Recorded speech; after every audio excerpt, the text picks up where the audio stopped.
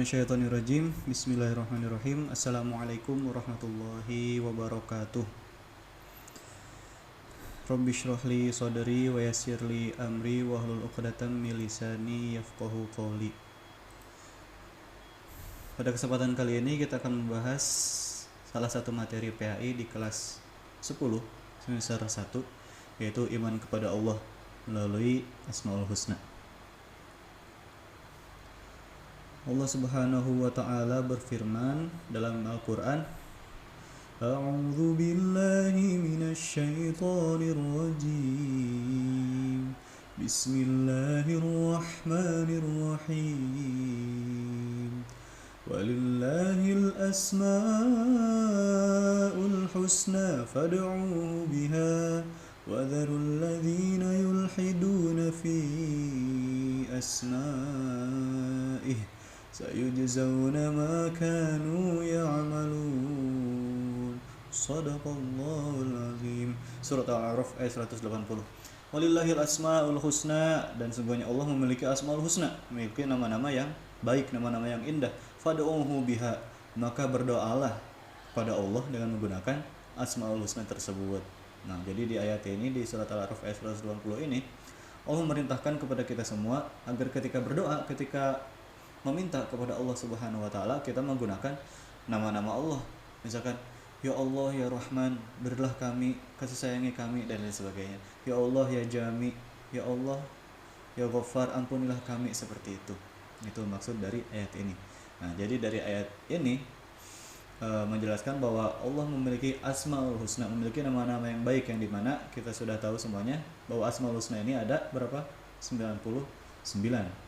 Fad'uhu biha, kata Allah, dan berdoalah menggunakan ke-99 nama-nama Allah yang baik tersebut. Nah, pilih mana yang cocok, mana yang pas dengan doa yang ingin kita panjatkan kepada Allah. Itu. Sedangkan pada kesempatan kali ini ada 7 dari 99 Asmaul Husna yang akan kita bahas, yaitu Al-Karim, Al-Mu'min, Al-Wakil, Al-Matin, Al-Jami, Al-Adal, dan Al-Akhir.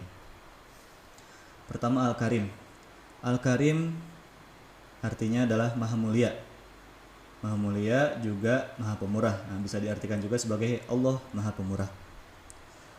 Allah Al-Karim, Allah Maha Mulia lagi Maha Pemurah, adalah Allah yang senantiasa memberikan rizki kepada semua makhluknya. Ketika di dunia, Allah tidak pilih kasih. Nah, ketika manusia ini hidup di dunia, Allah nggak pilih kasih. Semuanya dikasih rizki sama Allah. Yang muslim, yang non-muslim, yang sholat, yang nggak sholat, yang doa ke Allah, yang nggak doa, yang minta, yang nggak minta, semuanya Allah kasih rizki. Allah nggak pilih kasih. Nah, Allah memberi rizki kepada semua makhluknya yang ada di dunia ini, bahkan sampai hewan, bahkan sampai hewan sekecil apapun, misalkan semut, nah itu Allah kasih rizki semuanya. Wa ma min dabbatin fil ardi illa 'alallahi rizquha, kata Allah. Bahkan makhluk atau hewan melata pun yang kecil, nah itu Allah mengatur rizki bagi makhluk tersebut. Apalagi manusia, sudah diatur sedemikian rupa oleh Allah Subhanahu wa taala.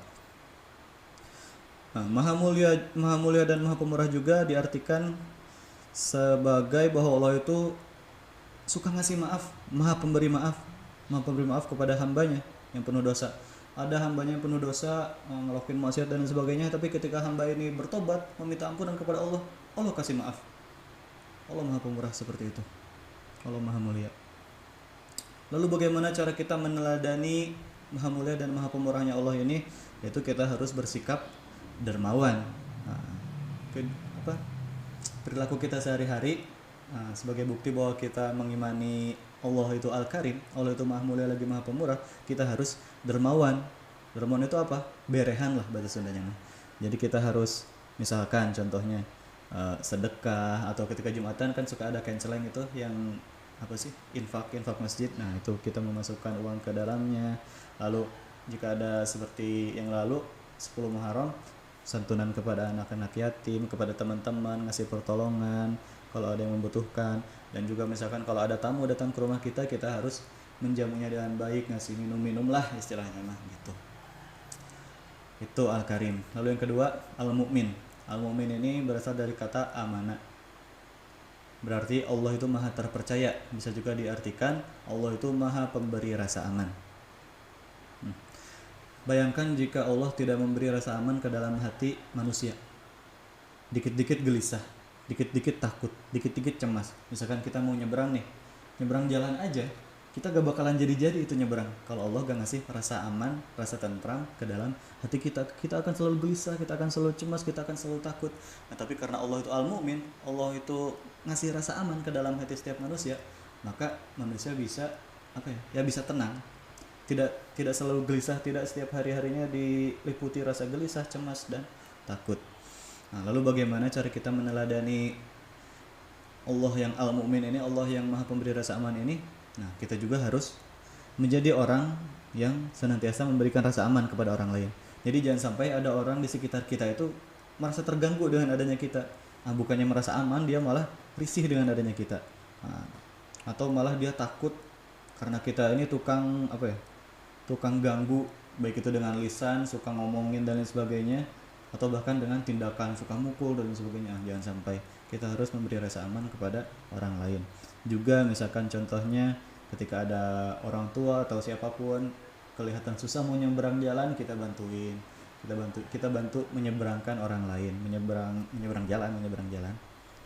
Atau misalkan ketika kita jalan, ada paku atau ada kerikil di tengah jalan yang dimana kalau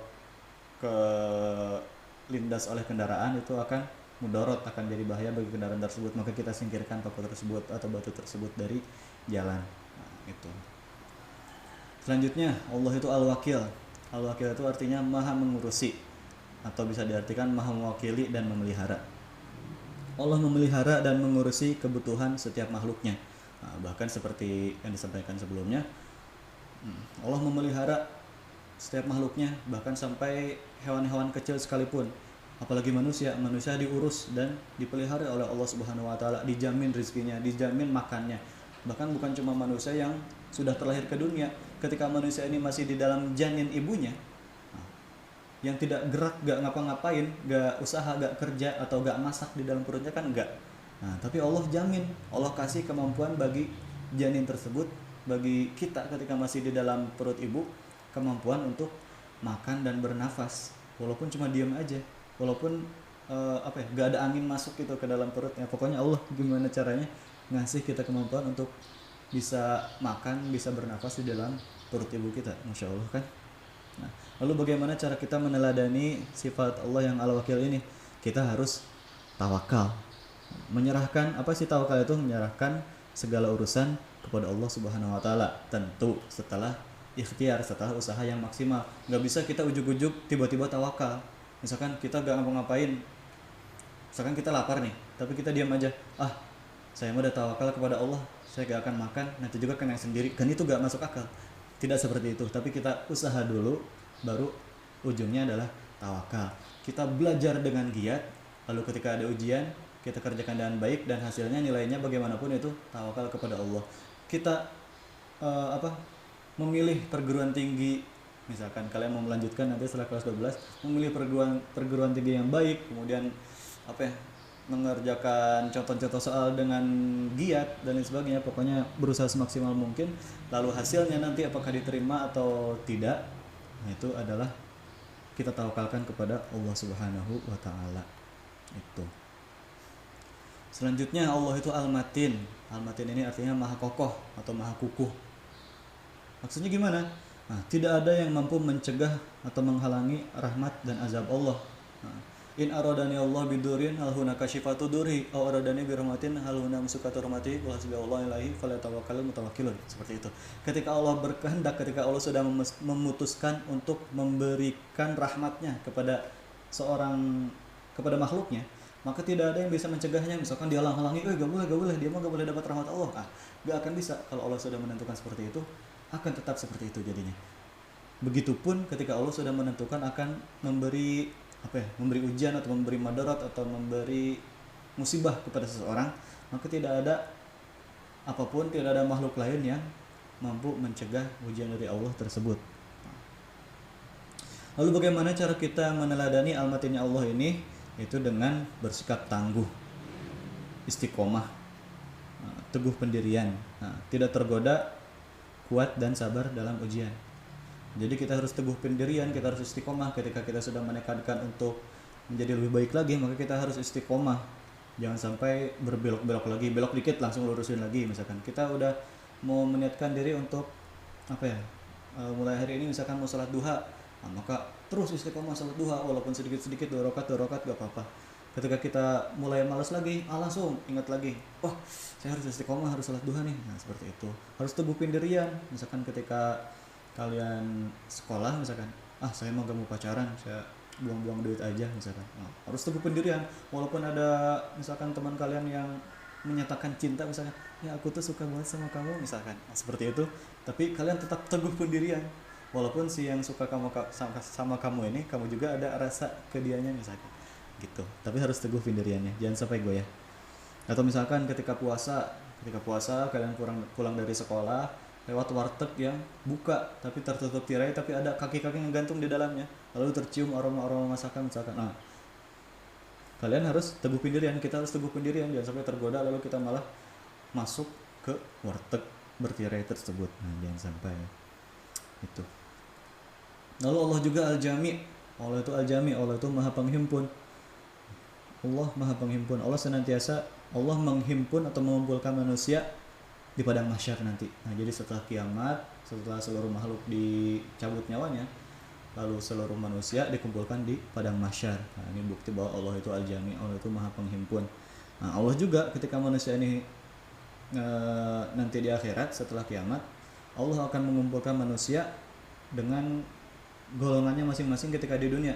Misalkan ketika manusia ini di dunia suka ngumpul-ngumpul sama ahli maksiat, maka di akhirat nanti akan Allah kumpulkan dengan ahli-ahli maksiat juga. Dan di mana tempat ahli maksiat? Di neraka. Nauzubillahi min dzalik.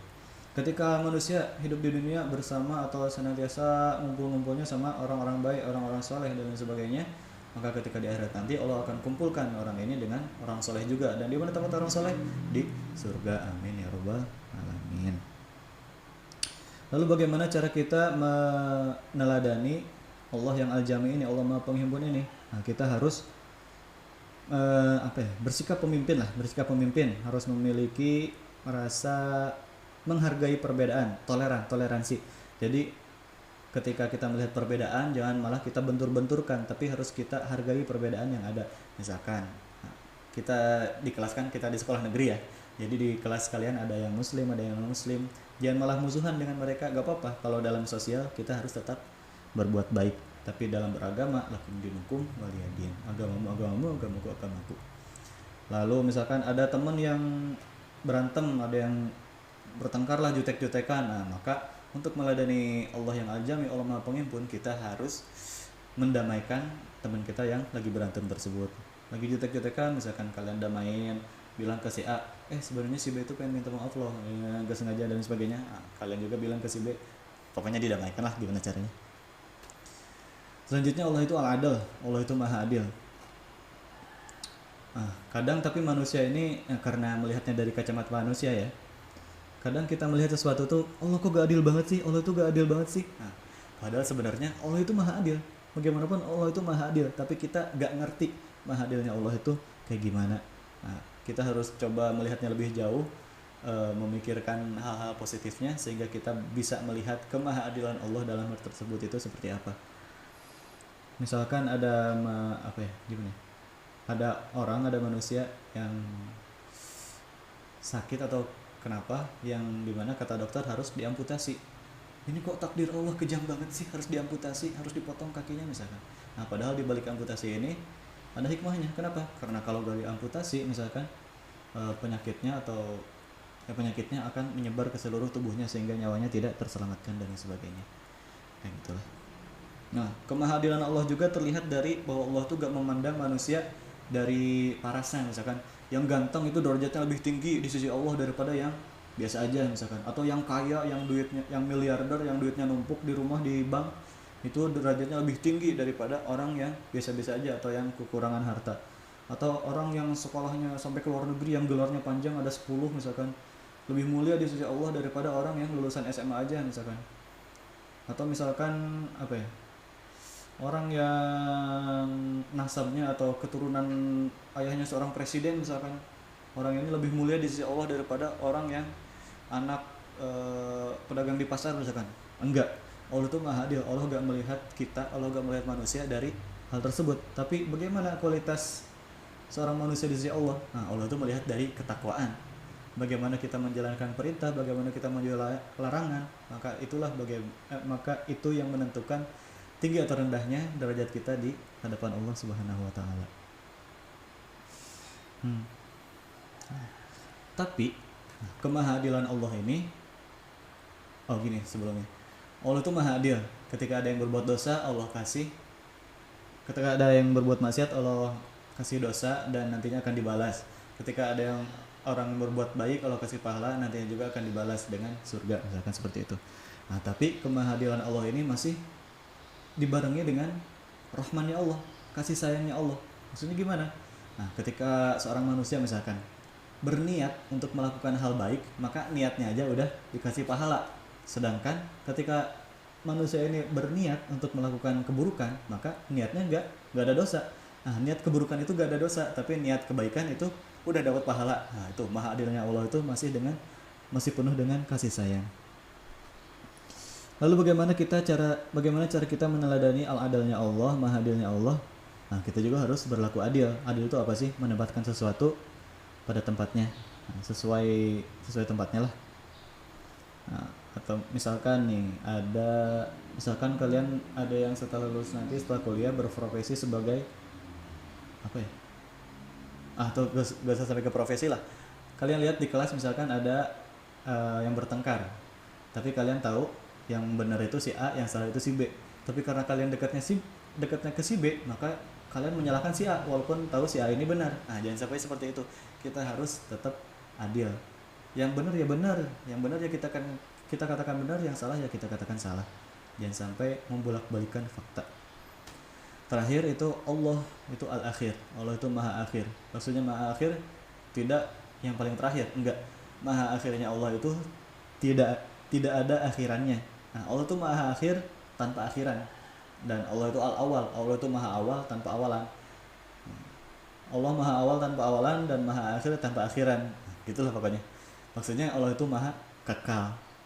Lalu bagaimana dengan misalkan kan surga dan neraka kekal ya? Karena setelah manusia dicabut nyawanya, nantinya di akhirat dimasukkan ke surga dan neraka. Berarti sama dong kekalnya surga dan neraka dan kekalnya Allah? Enggak, tetap beda. Kekalnya Allah berbeda dengan kekalnya surga neraka.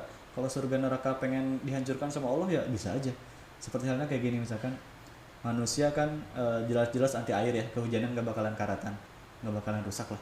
Tapi manusia ngasih label anti air ke peci misalkan. Nah, anti airnya peci dan anti airnya manusia kan jelas beda ya. Ya, seperti itu. Seperti itu bedanya maha kekalnya Allah dan kekalnya makhluknya. Tetap ada perbedaan di sana. Nah, setelah kita mengimani bahwa Allah itu maha akhir, Allah itu maha kekal, Allah itu maha awal tanpa awalan, Allah itu maha akhir tanpa akhiran, Allah itu maha kekal, kita harus bertakwa. Apa sih takwa itu sebenarnya? Takwa itu mengerjakan semua perintahnya. Allah nyuruh kita untuk sholat, kita sholat. Allah nyuruh kita untuk puasa, kita puasa. Allah nyuruh kita untuk zakat, kita zakat. Nah, jangan sampai kita gak ngerjain apa yang diperintahkan oleh Allah Subhanahu wa taala. Juga menjauhi larangannya. Allah ngelarang kita untuk mencuri, kita gak nyuri. Allah ngelarang kita untuk menyakiti orang tua, kita gak menyakiti orang tua. Allah melarang kita untuk berbuat zalim kepada orang lain, kita juga gak berbuat zalim kepada orang lain. Allah melarang kita untuk membicarakan orang lain, ghibah, fitnah dan lain sebagainya, maka kita juga gak membicarakan orang lain. Itu takwa.